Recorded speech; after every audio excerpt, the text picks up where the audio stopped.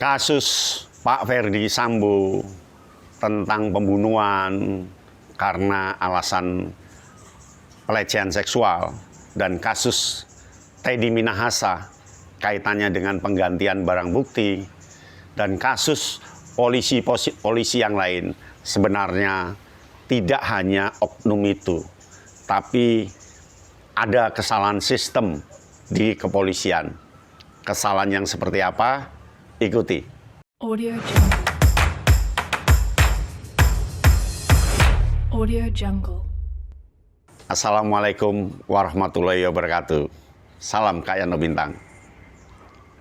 Beberapa bulan belakangan ini kita dimeriahkan, disibukkan, dan perhatian kita dipaksa untuk memperhatikan kasus Pak Ferdi Sambo yang baru saja selesai di sidang, yang heboh kaitannya dengan pembunuhan, kaitannya dengan pelecehan seksual, dan kaitannya yang lain-lain, merembet ke yang lain-lain. Lalu yang kedua, kasus Pak Teddy Minahasa berkaitan dengan narkoba, penggantian barang bukti yang diganti dengan tawas dan seterusnya, entah itu yang benar yang mana, yang sekarang sedang disidang, dan tentunya ada sidang pasti ada permasalahan yang ada. Kemudian kasus jual beli jabatan di kepolisian, kasus seorang jenderal dan sebagainya, tentu itu kita akan lebih aman jika menyalahkan itu oknum. Memang oknum. Tetapi ada satu hal yang perlu dipertanyakan adalah sistem perekrutannya. Bagaimana cara merekrutnya? Kok sampai menghasilkan oknum seperti itu?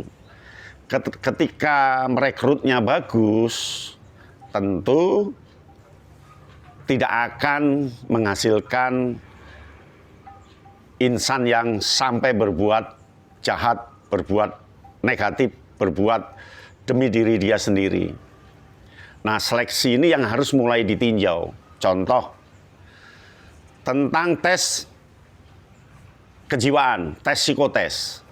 Psikotes itu kan ada dua tujuannya. Yang pertama untuk mengevaluasi, yang kedua untuk memprediksi. Nah, psikotes yang bagus, dia akan mengevaluasi total, termasuk informasi yang tersembunyi dari simbol, pertanyaan, dan yang lainnya yang dibutuhkan oleh tes itu. Sehingga terbongkar evaluasi dari yang detail. Yang kedua kan juga bisa mengevaluasi kejiwaan seseorang yang telah dilalui. Lalu psikotes itu kan juga bisa melahirkan prediksi. Kalau nilainya sekian, ini pantas di sini dan tidak akan terjadi seperti ini. Nah, ini yang perlu dicermati. Apakah perlu ditinjau lagi tes itu, atau soal-soalnya, atau caranya, atau sistemnya harus ditinjau. Itu menunjukkan bahwa banyak jenderal yang berkasus, itu menunjukkan bahwa seleksi ke jenderalnya itu yang tampaknya perlu dievaluasi. Mungkin perlu dilihat kembali kecanggihan tesnya. Coba kita lihat di gambar ini. Coba seorang jenderal bintang 2 melakukan hal-hal yang tidak seharusnya dilakukan. Seperti di persidangan ini, kata Pak Hakim, putusannya seperti itu.